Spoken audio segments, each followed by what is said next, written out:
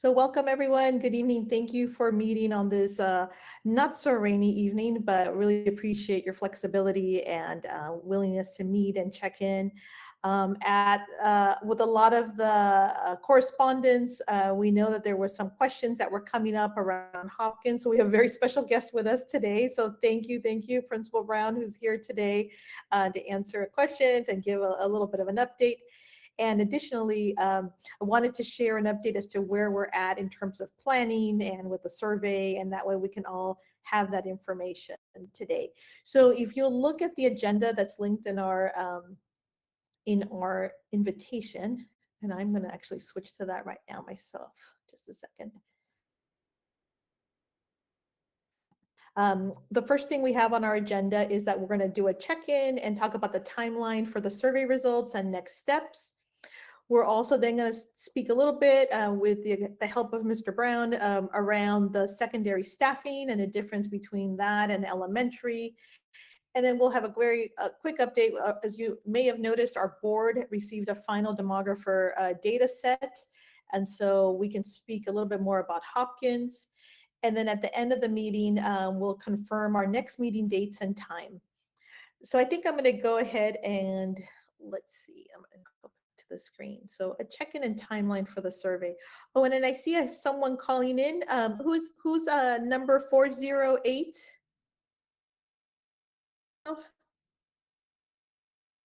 Just for the minute so I can make sure we know who's here. Can you hear me? Yes. Yeah, sorry, I'm using my phone to dial in because my speaker on my computer is not working. Oh, I see you. Thank you very much. Patty. Thank you. Okay, thank you. Okay, so a little bit about the next steps. So as you all know, because a lot of you were on the email string, and just for the purposes of transparency for viewers and folks who may look at this later on, we attempted to have a survey that went out, and I want to thank you all. As you know, there were different iterations of the survey. We had a lot of input around the survey, and our process is also that our trustees have a look at the survey as we're developing it. We have to do translation, then we have to then have it input into SurveyMonkey and hopefully send it out as soon as possible. As we were working through the process, there was some additional feedback that came in as suggestions. And so we were able to look at that and integrate what we could in terms of the feedback. And then again, shop it back out to our trustees and make sure it's translated and all of that. So with that said, as you know, our timeline was needed to be adapted. And so I want to share with all of you that what's utmost to important to our trustees and to staff is really that we have input and we're able to have these conversations and just the planning around it. So we made the decision to go ahead and make the changes to the survey, but we also knew that our timeline would get a little skewed, but that's okay. And so I want to share with all of you that we are proposing that we have 2 more meetings after tonight. That will take us into January, and at the end we'll confirm the meeting dates with all of you as stated on the agenda.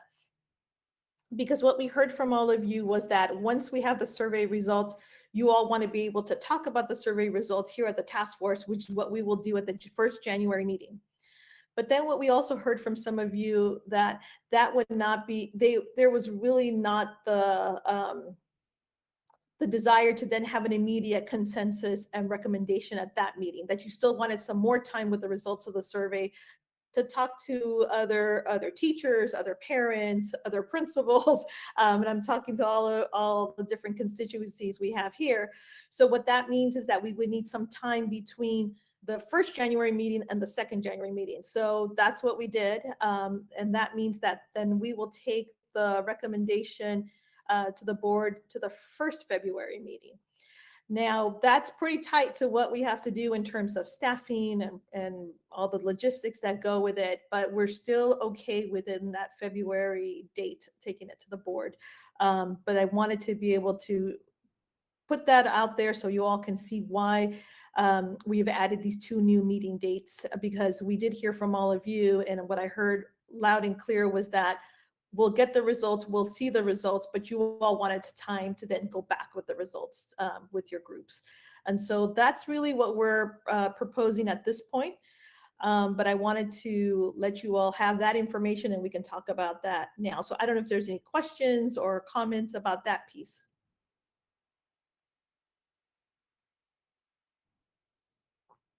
Okay.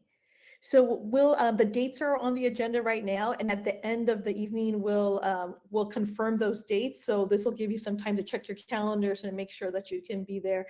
And I promise we will do the 6 o'clock start time. So my apologies. I had an earlier time. I didn't get a lot of acceptance, and as soon as I changed it to 6 o'clock, everyone accepted. So thank you. So that will be a 6 o'clock start time for those 2 January meetings as well. So with that said, I think we're going to go ahead and move over to the discussion. Thank you, Principal Brown, again for joining us, and you're going to share some information with us. We had some questions, not a whole lot around Hopkins and the secondary component. So Dr. Rocha and I are also here to chime in and also give information, but I'm going to let you take it away and get us started with this part of the evening. Okay, thanks. I'm assuming, is that me or Dr. Rocha when you say? That's you. Okay, thanks. I know you said I'm a very special guest. That made me feel good. I always felt a little special having both immersion programs at the same school. And then this year, I know over at Blake Howe, now Jose, Mr. Hernandez has both programs. So I guess I'm not as special as I used to be as the only one. So thanks for having me here. I'm happy to answer some questions if we have them. I have I had a 43 slide presentation to share, and then Dr. Rocha met with me today and it's down to 3 slides only. So I don't know if can I share my screen? Okay. Yes, you should be able to. Switch over just to give us a little bit of grounding, I think, to be able to see. Let's get to the right tab here. I haven't used Google Meet in a while, so I can't see you right now. I can just see my screen. Can somebody just confirm that you're able to see this? Yes, we can see your screen. All right, perfect. And if you want to, yes, go to present. Thank you. Slideshow. Okay. All right, so I was going to just speak a little bit because one of the big things when we do our parent nights coming up, well, it'll be a little bit earlier this year than other years because of the calendar shift that we've done. But this is true for everyone that has traditionally moved from 6th grade to 7th and 8th, the idea of having multiple teachers and multiple periods and classes in a day. And one of the big differences for immersion is that the students have the option to take the 0 period class. At Hopkins, we offer, at least this year, English, math, and PE are the classes that they can take. So if they choose to take that 0 period, then that opens up a slot during their school day where they would have had English, math, or PE, and they can take an additional elective at that time. So I think right now, the last time I looked, it's been roughly about 90% of the immersion students opt to take the 0 period class between the 2 programs. So we have a pretty big chunk. We have one other group of kids at Hopkins that has access to a 0 period. So we have about 130 students that start school awfully early, and we get the school up and running for that. This is to show kind of the difference between a teacher schedule and a student schedule. So an immersion student in either Spanish or Mandarin would take, let's say they took the 0 period, and then they'd have 6 periods in the day: English, PE, math, science. And then we do 2 classes that are in that target language. Years ago, and I see like Keith is here, who was part of this, the planning of getting this program moved over to Hopkins before we even had the students there. We went with history and then the language arts class that they take either in Mandarin or Spanish. That's an elective class. And then of course the history class is one of the core required classes that the students take, in whether they're in immersion or not. So in 7th grade, that's a world history class. In 8th grade, it's a US history class. And those 2 periods out of the day are taught in that target language. A little bit this is different looking at currently right now what we have for our teachers. So we currently have 2 Mandarin immersion teachers and 1 Spanish immersion teacher. And that has to do with the numbers that end up coming to us from 6th grade. Dr. Roach and I were just talking today, and this seems to always be the case. Kids don't come packaged in the exact kind of numbers that make things perfect for us with a schedule when we're creating and hiring and making a master schedule. So I understand one of the big questions that we've had has been the difference in how we, I guess, set up a teacher schedule at the secondary level. In elementary school, if there's the numbers tend to come in whole numbers. So you need 35 teachers at Grimmer Elementary School. I see Miss Nye here. It doesn't come like 35 and a half. So even if classes are a little bit smaller, I'm assuming she manages to balance that however she can. I'm sure all of you have probably heard about at times when the numbers just don't line up for the kids and teachers, and we have to look at things like combination classes where we put together 2 grade levels because of the numbers that we have. So at the secondary level, what we get is it's based on the number of students we have, so that all of those students have 6, or in the immersion case, 7 classes if they take that 0 period. Sometimes we get a number like 42.6 teachers. That's what we have been allocated for at Hopkins. And so the way we divvy that up is by sections. So a full-time teacher teaches 5 of the 6 periods in any given school day. So if you look at what we have right now at Hopkins, I have 3 immersion teachers. They're each teaching 4 immersion classes. And then we have to fill in with something else to make those teachers full-time, something that comes out of our general allocation, or in some cases through Fed and state from different grants and things that we have to support different groups of students. Currently at Hopkins, I have 1 teacher teaching 4 sections of 8th grade Mandarin immersion. She has 2 classes of the elective and 2 classes of the history. And this is an example of where I was talking about the numbers don't always come in perfect sets of what we need for our students. So right now in our 8th grade immersion program, we have 44 students. That's too many students. We don't have that many desks in a traditional classroom, and that's over our contractual language for what we'd be able to put into one class. And so the district supports us in being able to split that into 2. Because it's a very specific target language that has to be taught for those classes, I can't say balance it with the other history classes at the school, the other US history classes, because they're not taught in that language. They have to be matched up with this particular teacher. At 44, then in some ways it's really nice because we have some smaller class sizes that we're able to do, but that comes at a cost in some other places. 7th grade, we've done that similarly. And then our teacher that would be represented here as teacher 2, she actually teaches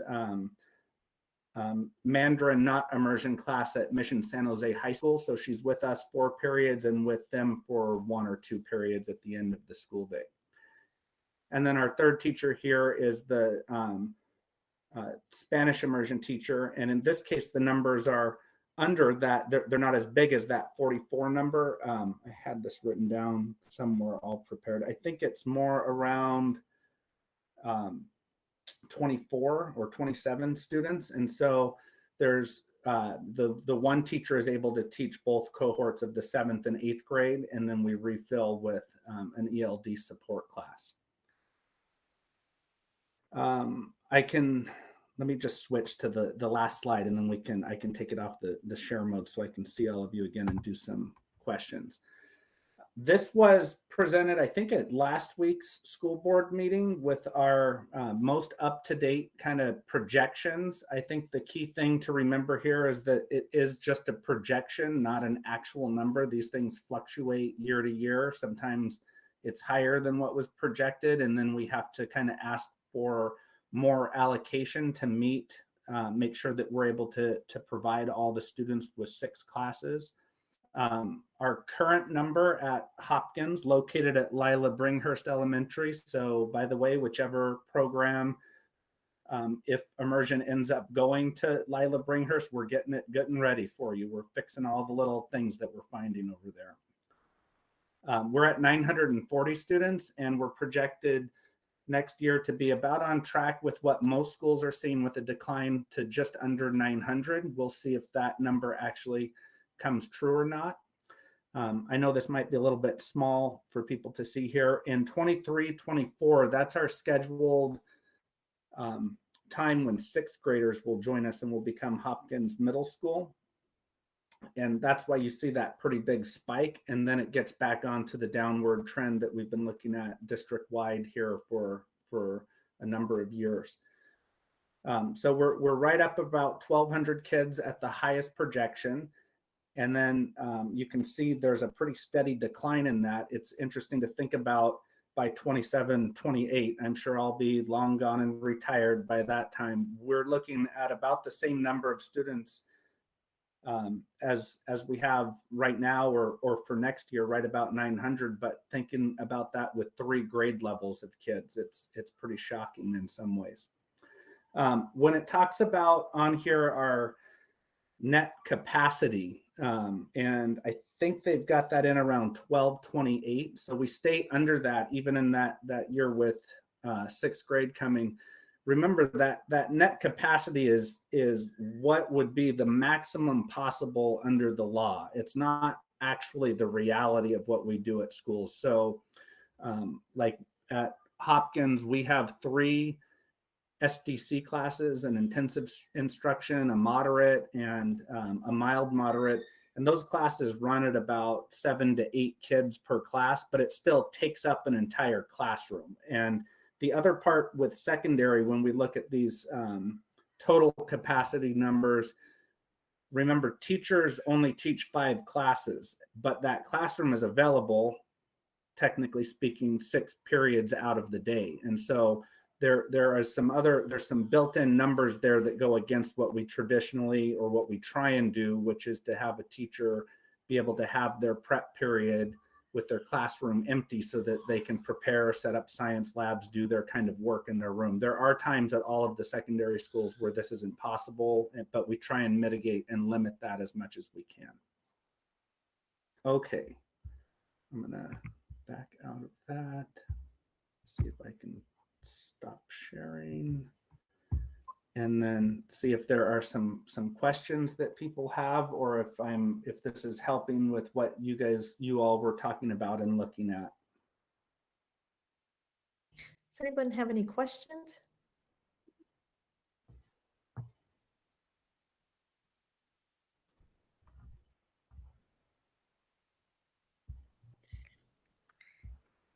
When I present to my staff, they always have things that they want to ask me. Trustee Sweeney has raised his hand. Go ahead, Trustee Sweeney.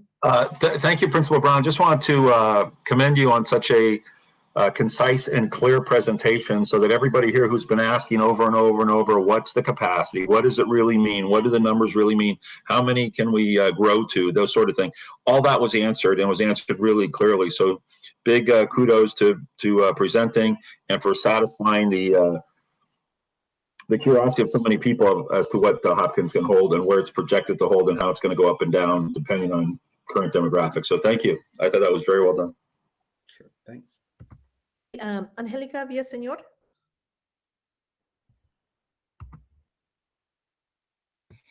My question's for the 6th grade teachers that will be going in. Were their credential as a primary teacher, will they have to do anything if they're going to be a target subject or a single subject teacher? Or how will that work for the 6th graders, teachers going in? Yeah, it's a little bit different than the 6th grader teachers moving to the other schools, or the ones that are coming to us that won't be teaching in the immersion. But we have a little bit of wiggle room with our elective wheel. And so we're looking at some different models of that we can do. But the key part of that, we're going to have to core them a little bit differently than we do our non-immersion teachers, but we're still going to do the core the core, I don't know what to call it, the core model, which allows the multi-subject credential to work for what we're going to be doing also for immersion. Okay, thank you. And then next, I think I see Keith's hand, and then after that, Melissa. Hi, everyone. Corey, good to see you again. Yeah, nice to see you. So the comment and a question. So I think the comment is on thinking about why we're even discussing Hopkins is because that we've been told for maybe about a year and a half now that Hopkins is limited in capacity, and therefore the immersion programs would have to be located elsewhere by some date. And the developers report, both what Corey showed and the research we did as a parent group, at least on the MIP side, looking at available data, it shows that due to the decreasing enrollment, we don't understand the capacity limitations, other than if it's a staffing issue. But that's step number one. And then question number two is back to the core. Glad that Corey could be with us, that we're still laser focused on the first priority, which was to determine what the expansion, the immediate expansion needs would be for MIP, which was also now in its third year of planning. So I just want to anchor again that the reason why we're talking about Hopkins is because we think we've heard that there wouldn't be any space or capacity. So I just want to put it out there if there's any response to that right now, or if you want to wait until later in this meeting.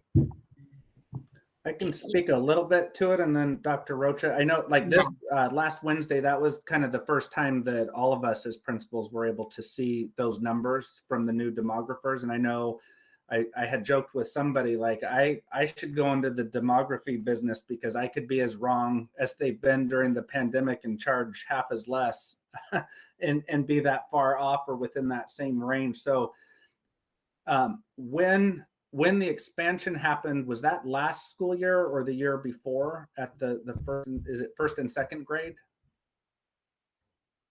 We're in the second year, so the first year was last year. Okay, so it's first and second graders that have been expanded. When that expansion was approved by the school board. I think it's K in first, right? In first. Okay, got it. K in first. Yeah.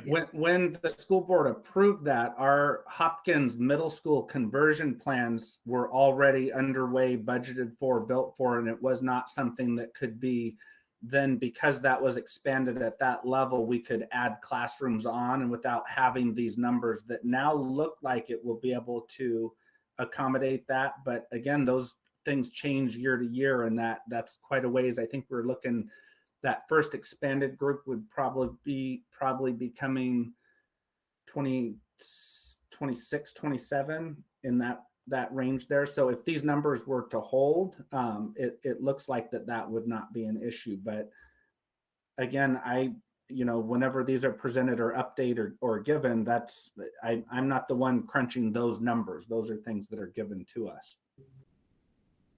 And just to add, so remember, we used previously, there was another demographer that had done these reports. And so now we're utilizing a new demographer.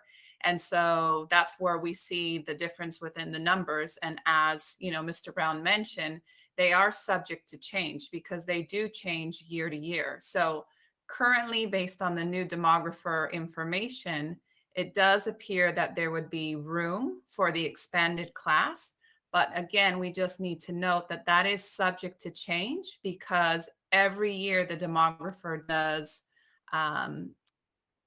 whatever they do, crunch their numbers and then provides that information with us.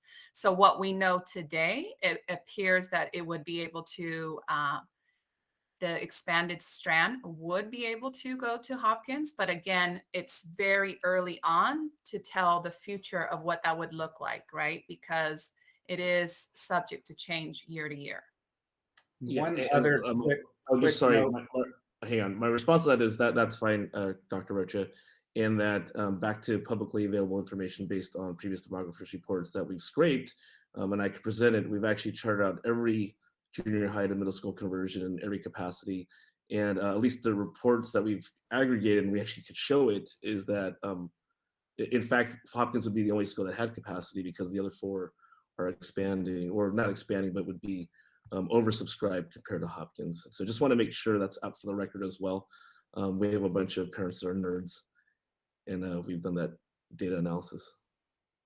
Yeah, and I think what I can add to that, I love the process we took this last time. So the demographer report came forward as a draft to the board. People from the community wrote in, our board asked some really good questions. Staff said, hey, look at this, look at that. And then at this last meeting, the final report came forward with, making sure we have the nuances that we had asked for. So I think absolutely on the record, I get that. I think that's important. And then I think what this is also kind of reminding us all as an organization is that we have to keep on this and make sure that these numbers are continuing to be captured. But yes, I mean, I think there's some good news there. There's some bad news with declining enrollment, but I think there's definitely some good news there for the expansion. And just the other recommendation is to keep all parents' hearts and minds at ease, is not to start projecting the assumption, because for a year and a half we've been hearing that Hopkins wouldn't have space by the district and that we would have to figure out a plan to migrate. And regardless of what the school is, just the thought of having to do the transition when we don't have all the facts was disheartening and disconcerting. So we can move on, but thanks, Corey, again, and that's it. Okay, I see Melissa's hands up, or yes. Yeah, my question was kind of along with what Keith was asking about. Like, I wanted to be clear that what you're saying with this presentation is that there is room to hold both programs after the transition happens. Based on, I understand that it's like fluid and it changes, but based on the information of that, it's just a little, just like a take on this is that, like, I have a child in the 6th grade who's going to Hopkins next year. And it was kind of difficult when the school gave us the form to decide whether we do 0 period and all this stuff. What we have been hearing for the last year and a half, saying like, there's no room, what's going to happen? I don't want my kid to be going to one middle school 1 year and one middle school to the next year. So it was just kind of difficult as a parent to decide on whether my kid wanted to take a 0 period. I just put undecided after all. But I mean, I guess it's good to hear that as of right now, the information that we do have is that it will be able to host the programs after the transition. It's sad though that the enrollment is going down, but some of this information would have been, I guess, easier for parents who are currently in the 6th grade and potentially next year in the 5th grade to decide, what they want to do in the future. So thank you.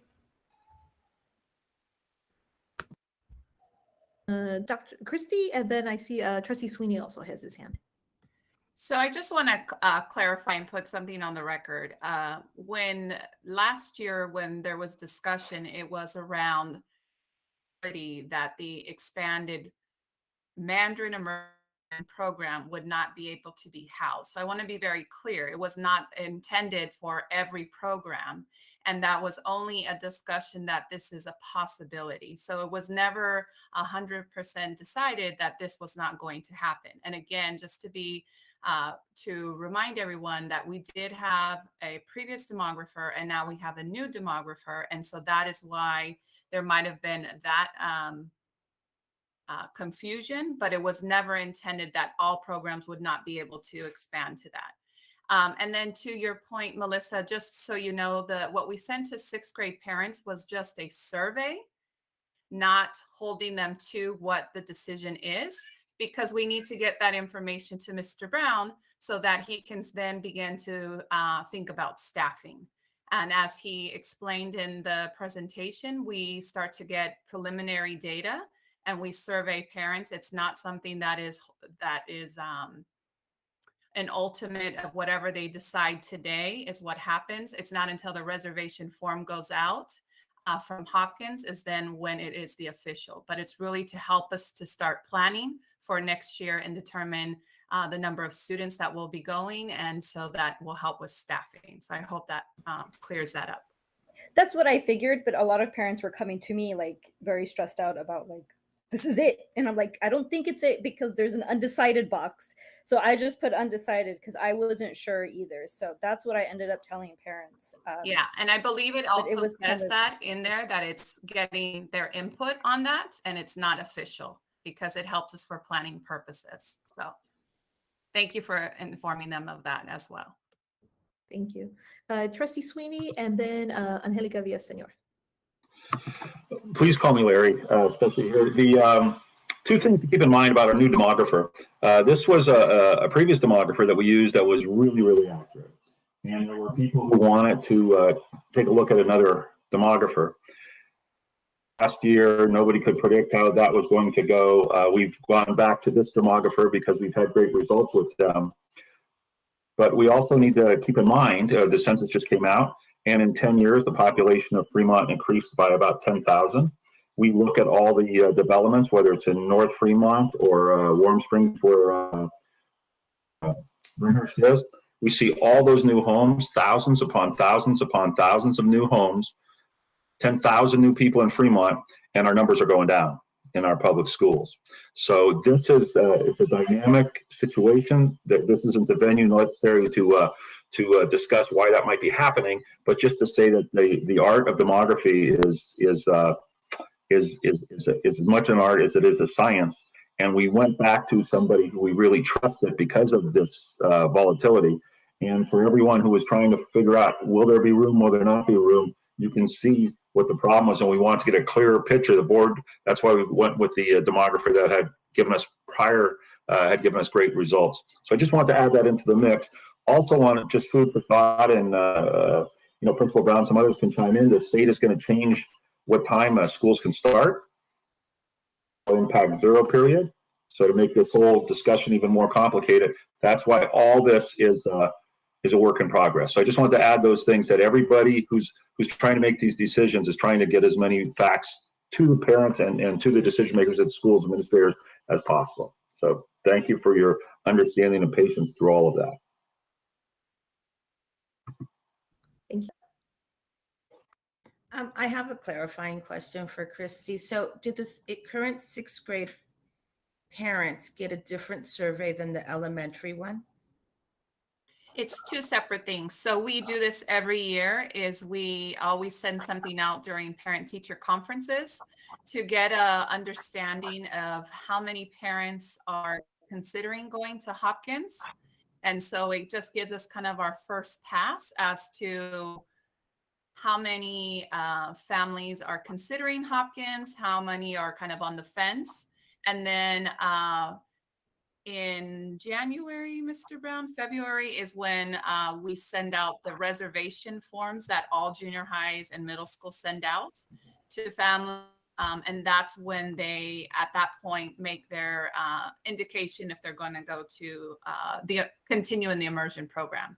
Because sometimes we have families that are on the fence, and then they talk to friends, or they'll, attend sometimes back to school or open house, and kind of get a feel for the campus and then make that decision. Okay, thank you. Yeah. Okay, any other questions? Okay, thank you so much, Corey. Really appreciate that. And you're welcome to stay for we're almost there, but you're welcome to stay. But thank you, I really appreciate that. And I think going back to the point of sixth grade parents, it's like a whole new world. So I appreciate the answers and the information. So that's great. So moving on to the agenda, as I shared at the beginning, what we're looking at is proposing 2 meeting dates in January. So the week we come back from winter break, it's a Tuesday, January 11th at 6 p.m. And at that meeting, we will look at the results of the survey. Not that survey that we were just talking about, but the big survey that's out right now. And then at the January, and then you'll all get to see the results. We'll talk about them, start to look at that data, and then you all can have some time to continue to look at those survey results, speak with other parents, with other teachers, with other principals. And then we'll be able to then come to the January 25th meeting And again, check in with everyone, but really come to a recommendation and hopefully consensus. All in preparation for the first February board meeting, which I believe is it February 9th? I'll double check my. Okay, you're looking for me, the Chrissy. Thank you. I believe it's February 9th. And twofold. So that will give us enough time, the 25th, to be able to prepare the document that will then go to the board. And I have to tell you, those are usually prepared in advance because we need to make sure that's publicized per the Brown Act. So that's usually publicized the Friday before the board meeting. And so that will give us enough time to prepare the item and have that ready for our board as well. So is there anyone who has just a huge conflict on the 11th or the 25th, or is everyone okay and has enough time to plan for that? Scanning. It is February 9th. It is February 9th. Thank you. So the board meeting will be February 9th. Thank you. Okay, I don't see any objections to those dates. So I really appreciate all of you to go ahead and save the date now. And then we'll make sure that we have that time set aside, and then also the survey results. With that, we don't have anything else for the agenda for tonight. So thank you all, wishing you all a wonderful, wonderful winter break. Spending time with friends and family, and also everyone having a safe holiday season. So thank you everyone for joining this evening.